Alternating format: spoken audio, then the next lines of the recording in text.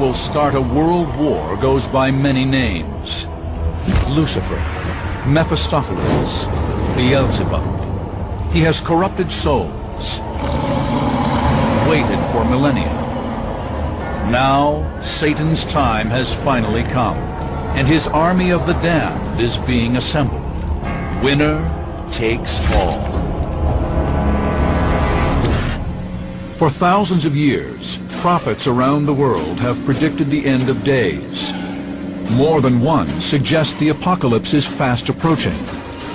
We call this theoretical convergence between doomsday prophecies and today's events the Nostradamus effect.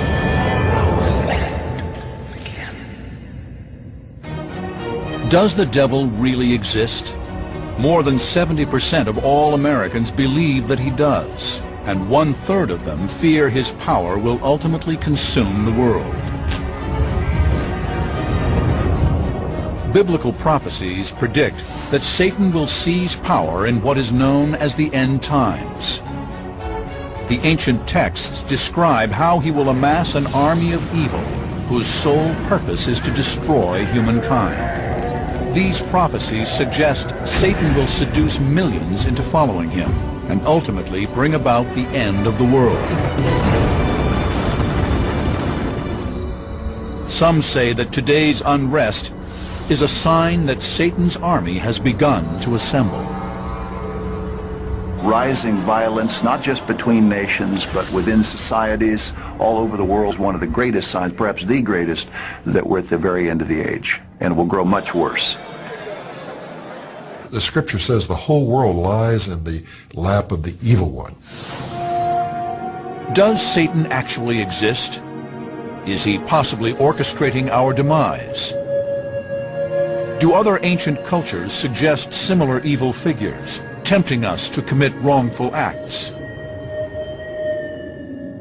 And could Satan, in one of his many guises, assemble an army of lost souls at the biblical Armageddon, a place where the world as we know it ends in annihilation?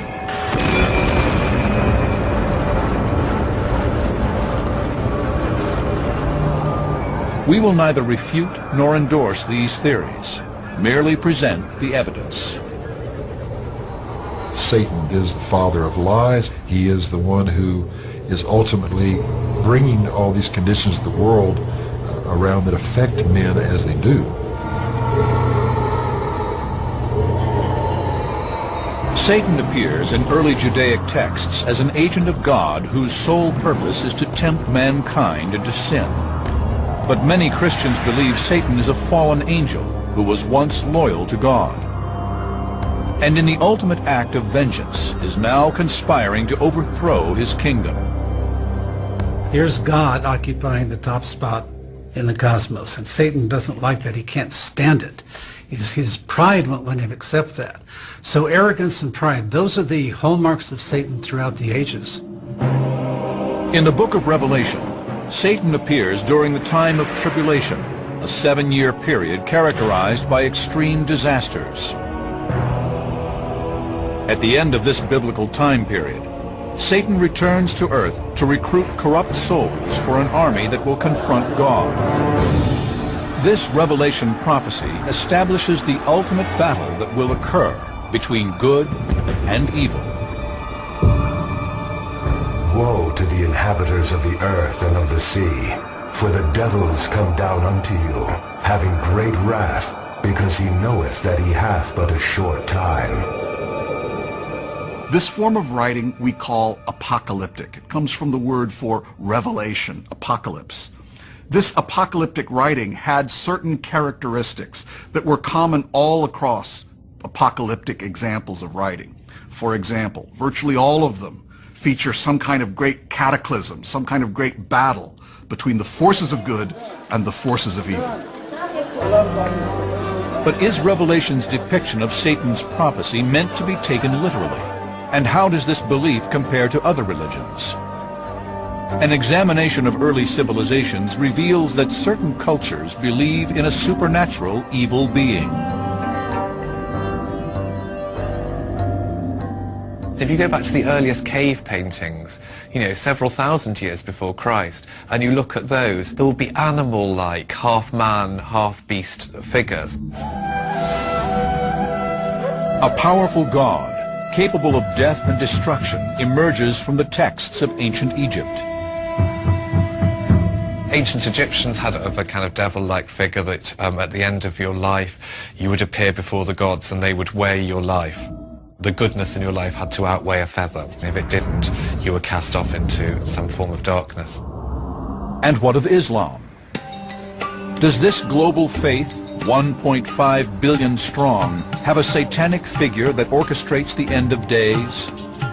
Satan in the Islamic tradition is known as Iblis. And Iblis is different than the devil in Christianity in that he is not a fallen angel. He is a separate type of creation known as a demon spirit or a jinn. According to the Quran, Islam's holiest text, this demonic spirit corrupts humanity and brings down God's wrath upon the world. There are signs that the Day of Judgment will come. There'll be all kinds of catastrophes. According to traditional Islamic beliefs, the end of the world will be preceded by two distinct catastrophes, a red death and a white death. Before the Qiyams rise, two deaths will occur, one death red and the other white. These will kill 5 out of every 7 persons. The red death will occur by means of killing, and the white through epidemics. Interpreters believe that these two forms of death correspond with 2 of Revelation's 4 horsemen of the apocalypse. In Revelation, the Red Rider brings death by war, the Pale Rider by sickness. There's some indication that the end of time will be near when there is mass devastation and famine and hunger and environmental degradation and conflict and warfare. But does Islam, like other religions, feature an actual satanic figure? And does this figure also lure humanity to destruction in a final battle? According to Islamic tradition, Muhammad told his companions, He will claim to be God and try to create doubts in your minds. Have a firm belief. The one-eyed creature cannot be your Lord.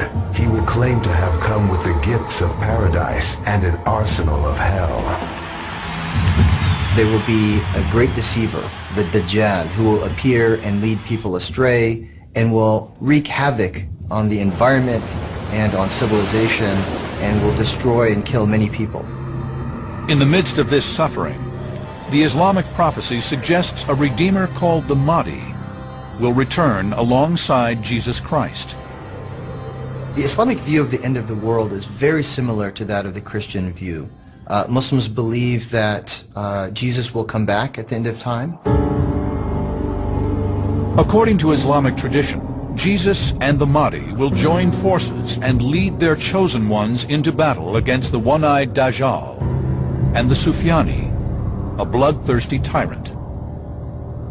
There'll be a day of judgment and people will be sent to heaven or hell depending on how they conducted themselves in this world. Images of a figure similar to the devil also appear in the carvings of the Aztecs, some as many as 680 years old.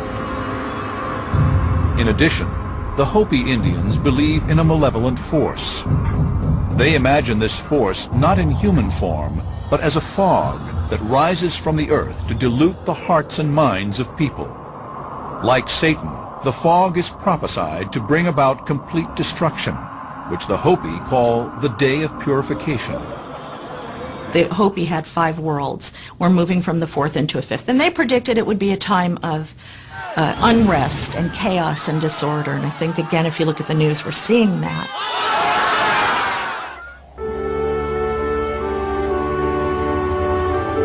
The Hopi doomsday prophecy gained attention in 1958 when a minister driving along an Arizona highway offered a ride to a Hopi elder.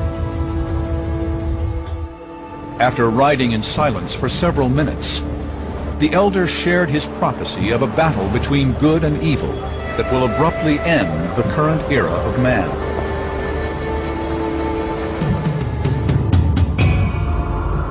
The world shall rock to and fro. The white man will battle against other people in other lands with those who possess the first light of wisdom. There will be many columns of smoke, and fire will cause disease and a great dying. Some interpreters of the Hopi prophecy say the white man could refer to Western nations, and that those who possess the first light of wisdom may refer to the world's earliest civilization in Mesopotamia, now the site of Iraq. But there was more to the Hopi prophecy. You will hear of the sea turning black, and many living things dying because of it. They also predicted that there would be an astronomical event. You will hear of a dwelling place in the heavens that shall fall with a great crash. It will appear as a blue star. Now, we don't know exactly what year they were referring to. They were not that specific, but they did also say that at this time of chaos, what would follow would be the return of the Great White Brother, union, harmony, similar to the New Testament Revelation where, hell would be followed by heaven. Both the Hopi prophecy and the Bible suggest that man's demise will be triggered by God's effort to purge the world of evil. For many, the similarities between the prophecies of Islam, the Hopi, and Christianity are more than coincidence. Some believe they are evidence that one supernatural figure of evil exists to lead the world toward a final cataclysm. A cataclysm that may take place here, in the very heart of the Holy Land. Ancient texts suggest that Satan will lead an army of evil against Jesus and God's forces on earth, and that this battle will lay waste to the world. If so, that final battle, according to biblical prophecy, may take place here, Jerusalem, Israel. For millions, it is the world's holiest city.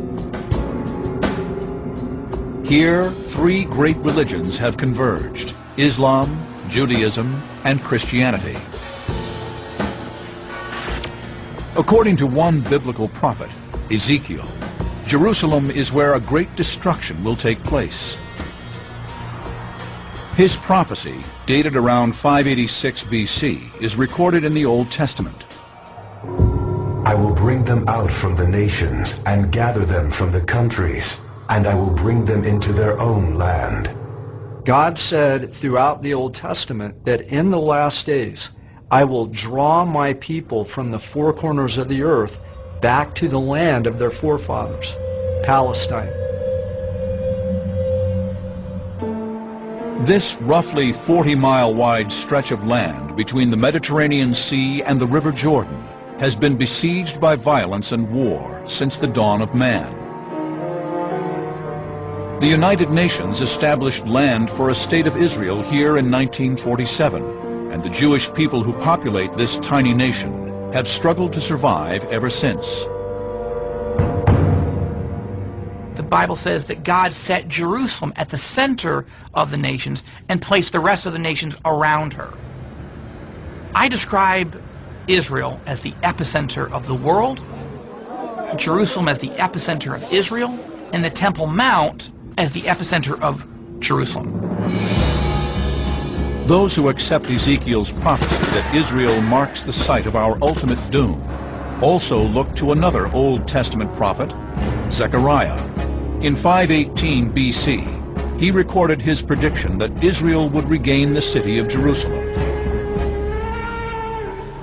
On that day, the Lord will shield those who live in Jerusalem, so that the feeblest among them will be like David, and the house of David will be like God. Israel captured East Jerusalem in 1967 in what has come to be known as the Six-Day War. Some believe this pivotal event precipitates the beginning of the end, one step closer to Satan's reign on earth. A third biblical prophecy offers yet another sign of the end times. It is from the book of Daniel, written over 2,000 years ago. In the days of these kings shall the God of heaven set up a kingdom which shall never be destroyed. Some Bible scholars interpret this to mean Christ would return during the time of the Roman Empire to defeat Satan. But that vast empire collapsed over 1,500 years ago. However, some say that Daniel's prophecy refers to our own time and the modern descendants of ancient Rome. They point out that in 1993, nations and kingdoms that were once part of the Roman Empire reassembled into the European Union. The EU now consists of 27 member states across the European continent. European Union and other nations around the world are trying to pressure Israel to give up more and more land to the Palestinians, particularly in the West Bank. Do believers see this pressure by the European Union on Israel leading to Satan's battle at Armageddon, or is it merely coincidence? According to the Gospel of Matthew, Jesus told his disciples of several more signs of end times. For nation will rise against nation, and kingdom against kingdom. Christ said you will hear of wars and rumors of wars. Think of the world today. There's rumors of wars with Iran. There's Afghanistan and Iraq. There's rumors of wars almost every day with North Korea. And we're at that place in history where there's a nuclear proliferation. No one really seems to have a good idea of how to manage this. Believers in Satan prophecy point to the Old Testament prophet Ezekiel, who wrote that in the end days, a great military power will threaten Israel from the north. You will come from your place in the far north, you and many nations with you, a mighty army. You will come up against my people Israel like a cloud to cover the land.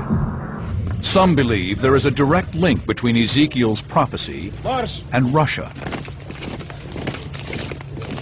Just because Russia has in fact started to form a very dramatic military and political and economic alliance with Iran, just because Israel has been reborn as a country, Jews have poured back into the Holy Land, just because a leader of Iran is saying we will wipe Israel off the map, doesn't necessarily mean that these dramatic, apocalyptic Bible prophecies come true in our lifetime.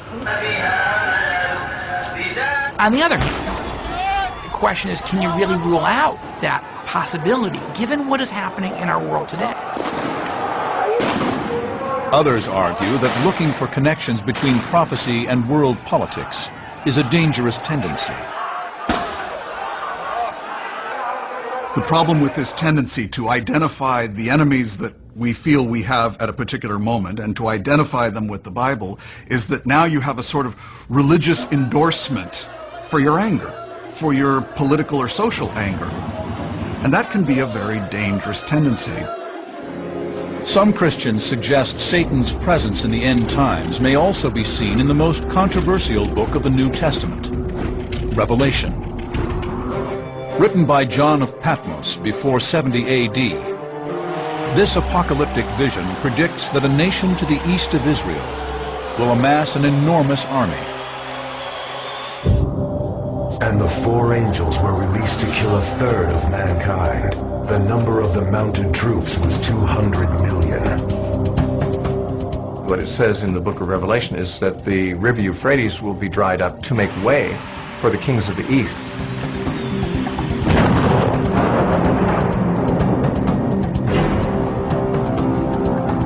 Assuming he exists, how will Satan gain such power?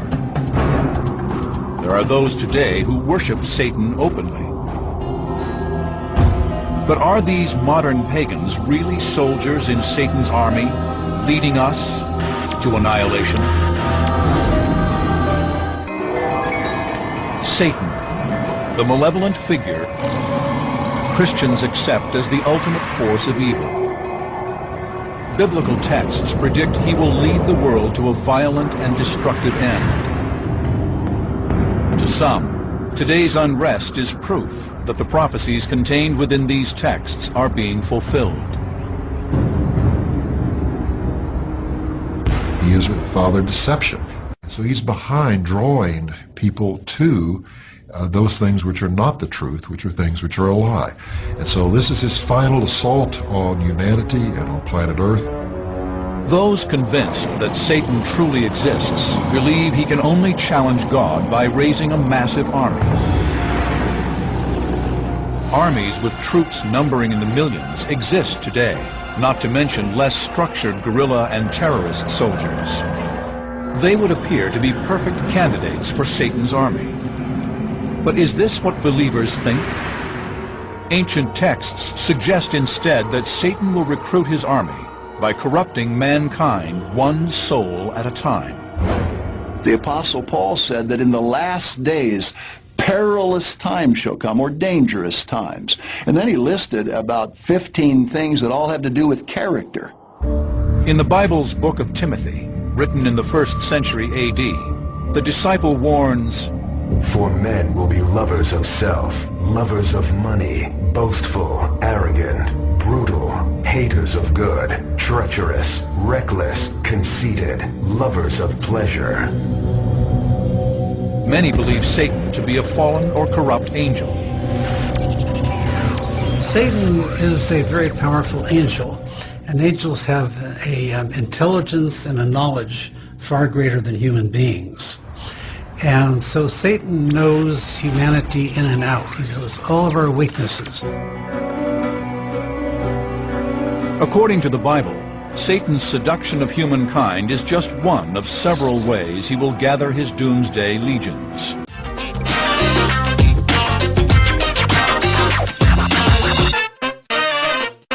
One passage in the Gospel of Matthew indicates he will also create false messiahs and cults. 1993, Waco, Texas. The world watches as a ranch complex burns to the ground. 80 people die, 17 of them children. They called themselves the Branch Davidians, and they were led by their charismatic leader, David Koresh. Having proclaimed himself the Son of God, Koresh claimed he was the Lamb who would open the 7 seals. After a firefight with federal agents who believed he was hoarding illegal weapons, Koresh and his followers perished in a fire after a 51-day standoff. 1978, Guyana, South America. Another self-anointed Messiah, the Reverend Jim Jones, believes his commune is under attack and leads more than 900 of his followers in a mass suicide.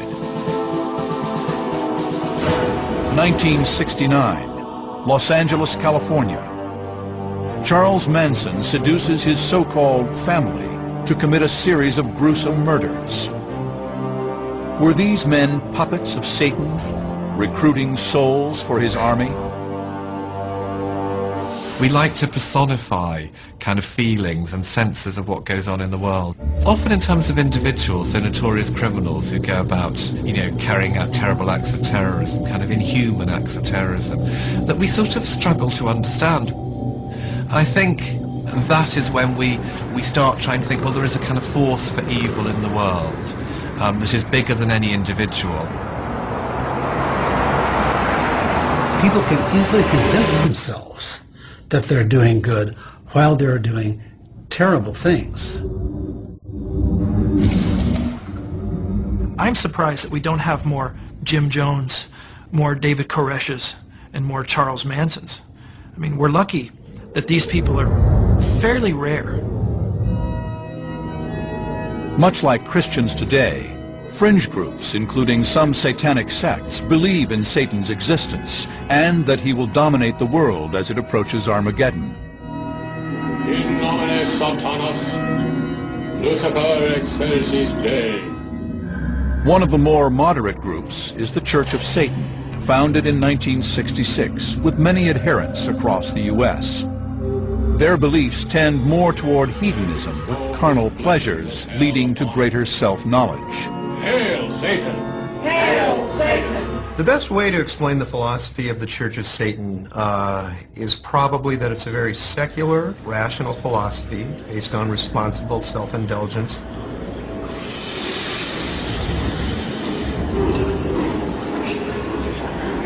core, it's certainly atheism. There's no faith in it. There's no God. It's all based on human nature and really human behavior. But Christian believers counter that in the end of days, Satan will exact a high price from those he seduces, enslavement in his army of evil. Some also believe that those whom Satan cannot seduce, he will control by demonic possession. In my own evaluation of cases or alleged cases of demonic possession, at some point always there is a willingness of the person to allow the evil to enter in. He or she gets lost in that darkness. Demonic possession is real. It's one of the proofs, by the way, perhaps one of the greatest proofs for those who've experienced it, that demons are real, that the devil is real. According to a recent study by Fordham University, exorcism is more readily available today than perhaps ever before. In 2007, Pope Benedict XVI ordered his bishops to establish teams known as exorcism squads to stop what the Catholic Church believes is Satan's rising influence. There was a special school set up in Rome to help in the training of exorcists. But many doubt that demonic possession is real. There are not very many cases of legitimate exorcism going on today. Exorcism used to be more common because we didn't know very much about human psychology and how the unconscious can trick us.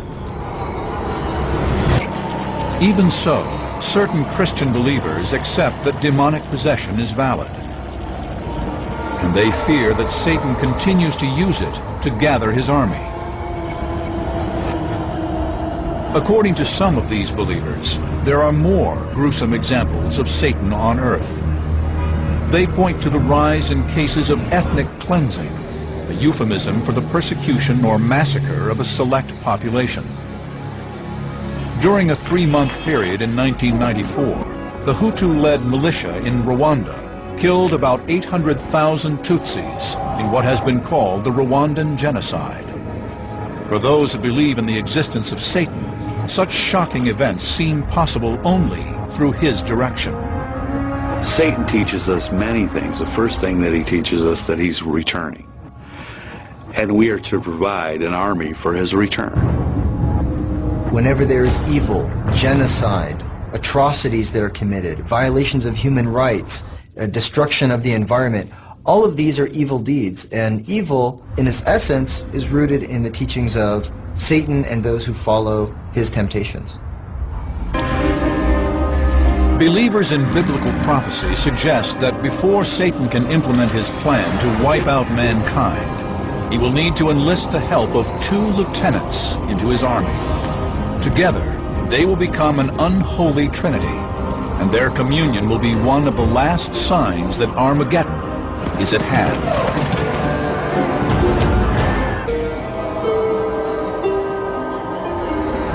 The most evil figure in the Bible is believed by many to be amassing an army at this very moment.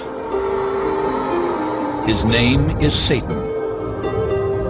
His plan is to fulfill the prophecy in Revelation that says he will challenge God at the end of time.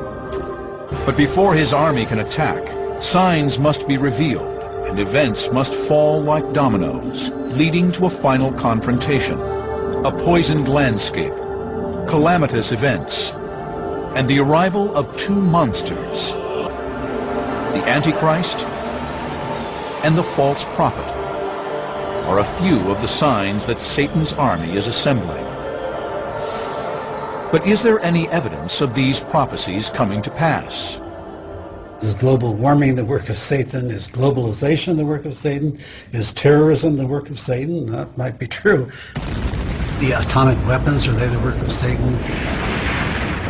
Of course, there are all those things today, but there always have been. There always have been wars and plagues and famines. So I don't see any reason myself to suppose that any particular thing today is the work of Satan.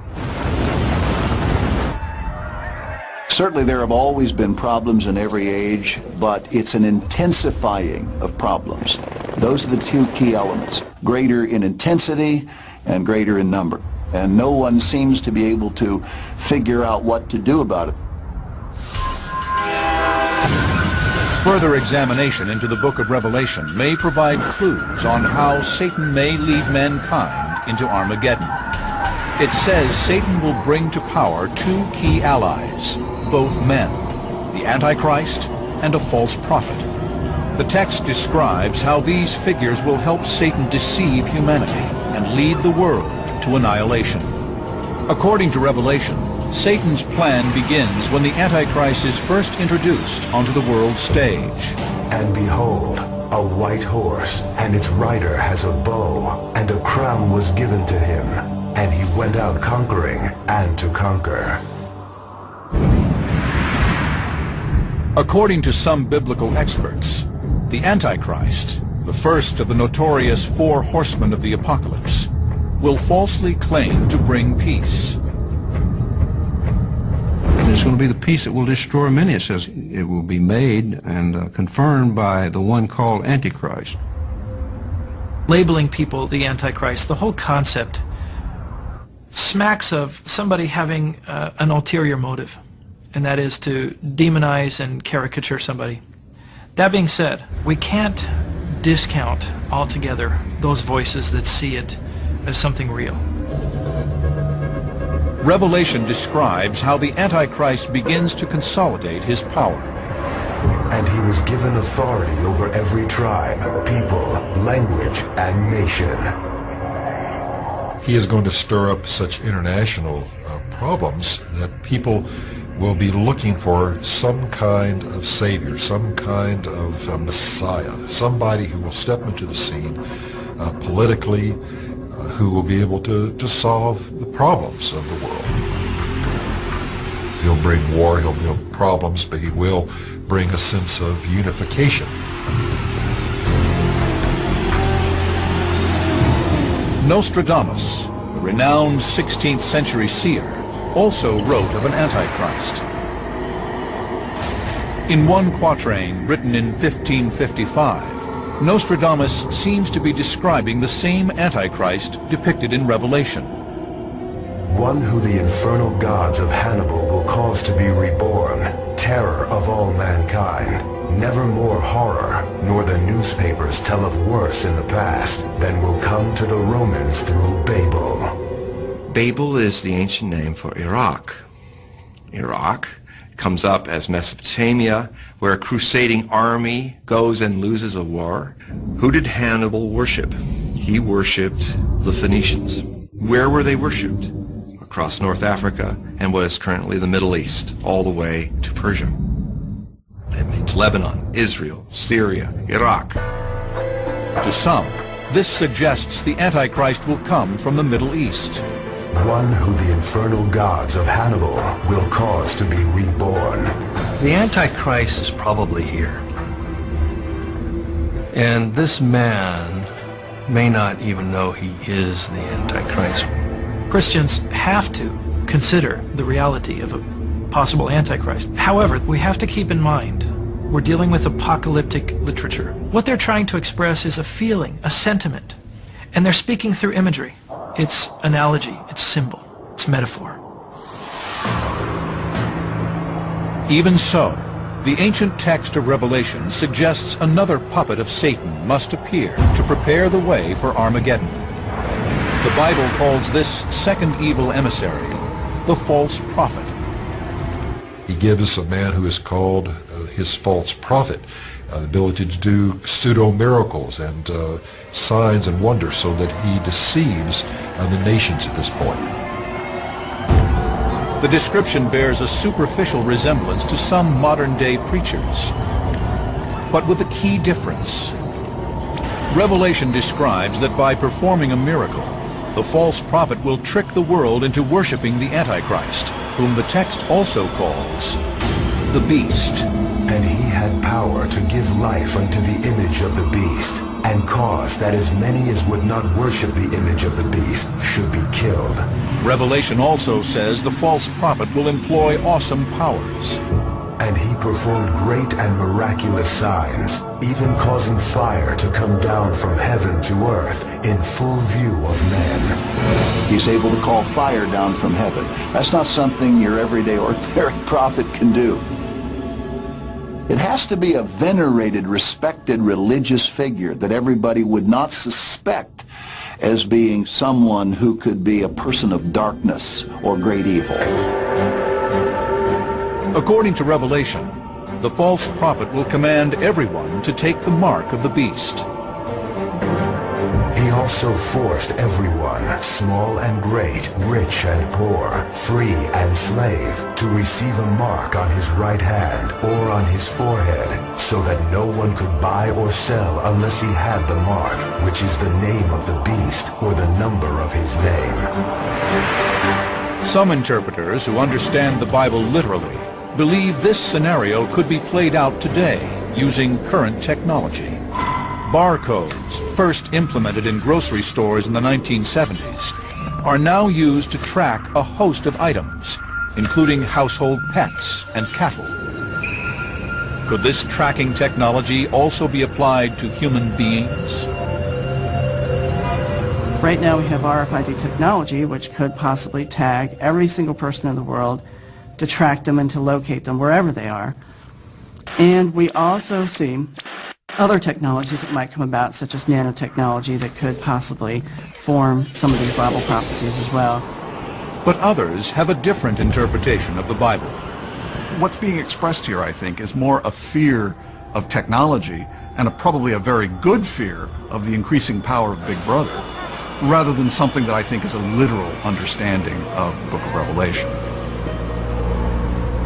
Believers in the prophecy suggest that Satan, the Antichrist, and the false prophet will combine their powers to finally lead humanity into World War III. The devil will have no problem finding people. He can stir up again through his spirit whole armies, and Revelation says he will. Will Revelation's prophecy come true, dooming most of the world's population in a final battle with Satan's army? As the hour of Armageddon approaches, the last dominoes prophesying the end times will fall. According to the Bible, the unholy trinity of the false prophet, the Antichrist, and Satan will finally concentrate their power in the Holy Land as D-Day dawns for Satan's army. Biblical prophecies describe how two forces will engage in a deadly battle for the souls of humankind. One of these forces will be led by the Bible's fallen angel, Satan, the other by the Son of God, Jesus Christ. The site of the prophesied conflict, a place called Megiddo, better known as Armageddon. But the biblical text says that before this can happen, Satan must bring his chosen leaders to power. Even now are there many antichrists, whereby we know that it is the last time. But the Antichrist is likely to start out by offering us all kinds of goodies, you know, and then once he gets us, then he's got us. According to the book of Revelation, the conditions for battle will finally be set when Satan's chosen emissaries, the Antichrist and the false prophet, gain power in the last days of tribulation. This is when the end begins, enabling the following key events to unfold. First, the Antichrist forges a treaty that allows Israel to rebuild the temple in Jerusalem. Now, the Antichrist, on Satan's behalf, declares himself to be God and moves into the rebuilt temple. He takes his seat in the temple of God, proclaiming himself to be God. And this is what Satan always wanted, was to be exalted and made like God, or worshipped as God. According to Revelation, the Antichrist and the false prophet will launch a reign of terror, killing all who oppose them. In response, God will challenge Satan's followers with a series of disasters, each more terrible than the last. One passage from the text describes how a falling star will cause 1/3 of all water to become poisoned. And a great star, blazing like a torch, fell from the sky on a third of the rivers and on the springs of water. Could this falling star be the same star that crashes to Earth in the prophecy mentioned by a Hopi elder in the late 1950s? You will hear of the sea turning black and many living things dying because of it. Revelation states that the destruction will intensify with fierce storms. A massive earthquake will reduce cities and mountains to rubble. Islands will disappear, engulfed by tidal waves. The text also describes how a great hail will fall from the heavens, each stone weighing nearly 100 pounds. Is this a veiled reference to some new ice age? The final battle ensues as the world is transformed.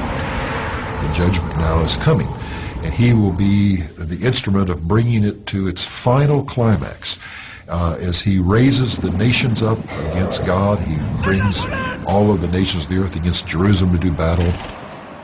Some biblical scholars believe that the book of Daniel describes how great military powers will rise up against the Antichrist, attacking him from the south and the north. The book of Daniel says, armies will surround Jerusalem. Some biblical interpreters suggest the Antichrist will oppose the forces of good with an even larger army of 200 million that approaches from the east. And they come across the dried up Euphrates River, and they gathered at a place called Har Megiddo, which is north of Jerusalem. The prophesied place is a broad valley called Armageddon. Here, according to the Bible, Jesus will make a dramatic appearance to lead the forces of good. Then shall the Lord go forth and fight against those nations, and it shall come to pass in that day that I will seek to destroy all the nations that come against Jerusalem.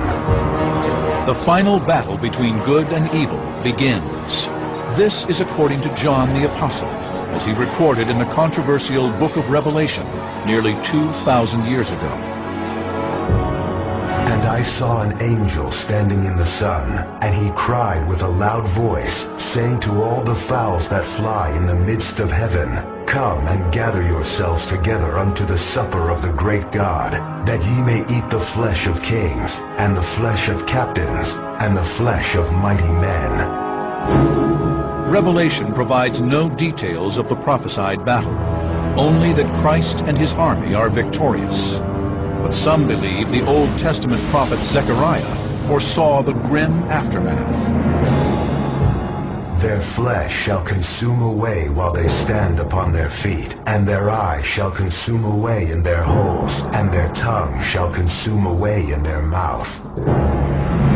Christ literally dissolves them where they stand. It's a horrific picture in Zechariah 14 of what Christ will do to that great army, and the blood that will flow is quite a picture. Revelation says the Antichrist and false prophet will be destroyed, and that Satan will be chained and imprisoned, ultimately powerless.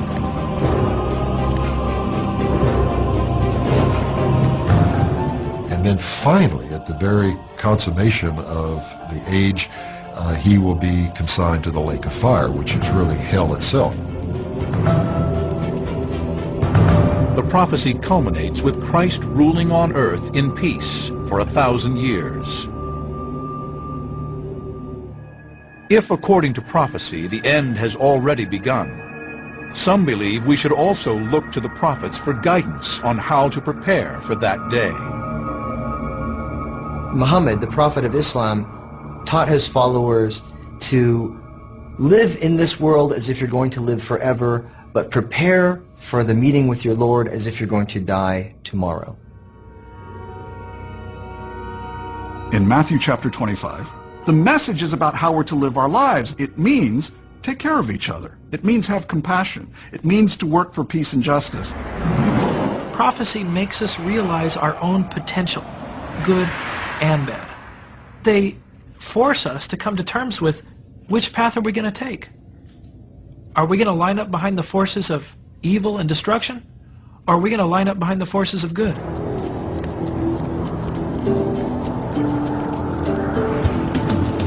If ancient prophecy is indeed converging with recent history, the Battle of Armageddon will soon be upon us. Some may see it as an opportunity to consider how to change our ways as that final hour approaches. Bringing all these conditions to the world around that affect men as they do. Satan appears in early Judaic texts as an agent of God whose sole purpose is to tempt mankind into sin. But many Christians believe Satan is a fallen angel who was once loyal to God, and in the ultimate act of vengeance is now conspiring to overthrow his kingdom. Here's God occupying the top spot in the cosmos, and Satan doesn't like that. He can't stand it. His pride won't let him accept that. So arrogance and pride, those are the hallmarks of Satan throughout the ages. In the book of Revelation, Satan appears during the time of tribulation, a 7-year period characterized by extreme disasters. At the end of this biblical time period, Satan returns to earth to recruit corrupt souls for an army that will confront God. This Revelation prophecy establishes the ultimate battle that will occur between good and evil. Woe to the inhabitants of the earth and of the sea, for the devil is come down unto you, having great wrath, because he knoweth that he hath but a short time. This form of writing we call apocalyptic. It comes from the word for revelation, apocalypse. This apocalyptic writing had certain characteristics that were common all across apocalyptic examples of writing. For example, virtually all of them feature some kind of great cataclysm, some kind of great battle between the forces of good and the forces of evil. But is Revelation's depiction of Satan's prophecy meant to be taken literally? And how does this belief compare to other religions? An examination of early civilizations reveals that certain cultures believe in a supernatural evil being. If you go back to the earliest cave paintings, several thousand years before Christ, and you look at those, there will be animal-like, half-man, half-beast figures. A powerful god, capable of death and destruction, emerges from the texts of ancient Egypt. Ancient Egyptians had a kind of devil-like figure that at the end of your life you would appear before the gods and they would weigh your life. The goodness in your life had to outweigh a feather. If it didn't, you were cast off into some form of darkness. And what of Islam? Does this global faith, 1.5 billion strong, have a satanic figure that orchestrates the end of days? Satan in the Islamic tradition is known as Iblis. And Iblis is different than the devil in Christianity in that he is not a fallen angel. He is a separate type of creation known as a demon spirit or a jinn. According to the Quran, Islam's holiest text, this demonic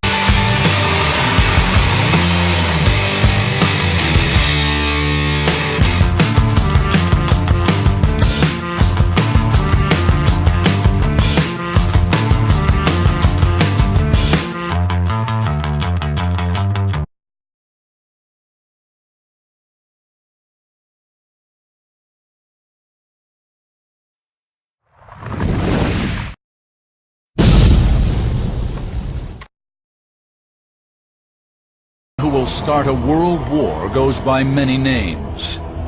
Lucifer, Mephistopheles, Beelzebub. He has corrupted souls, waited for millennia. Now, Satan's time has finally come, and his army of the damned is being assembled. Winner takes all. For thousands of years, prophets around the world have predicted the end of days. More than one suggests the apocalypse is fast approaching. We call this theoretical convergence between doomsday prophecies and today's events the Nostradamus effect.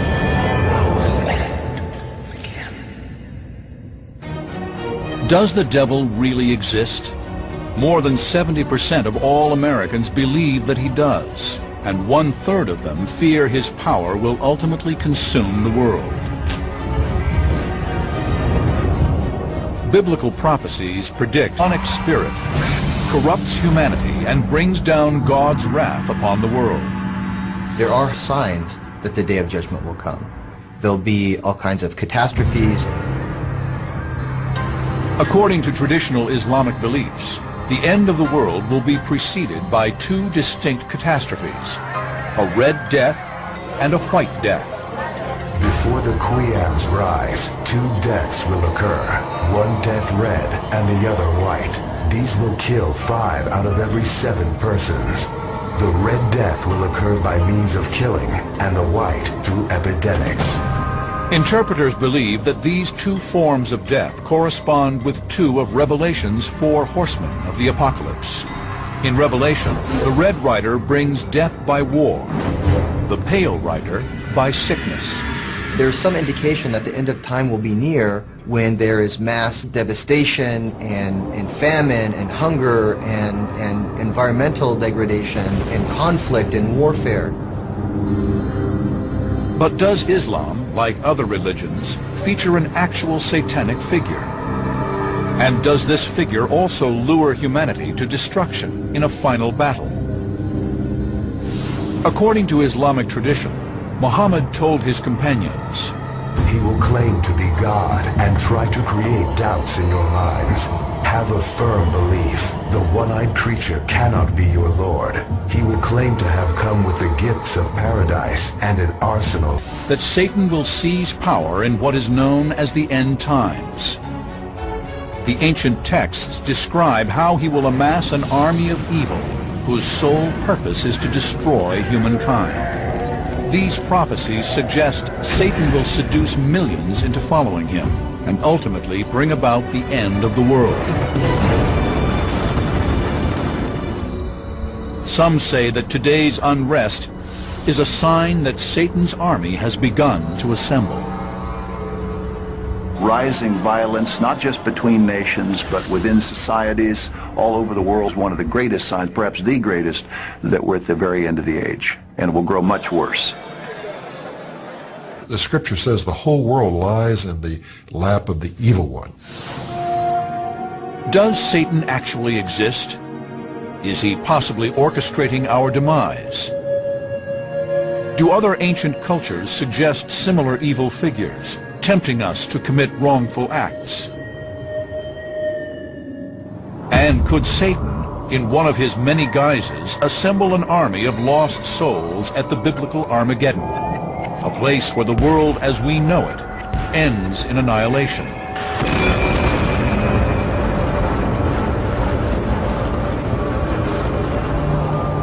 We will neither refute nor endorse these theories, merely present the evidence.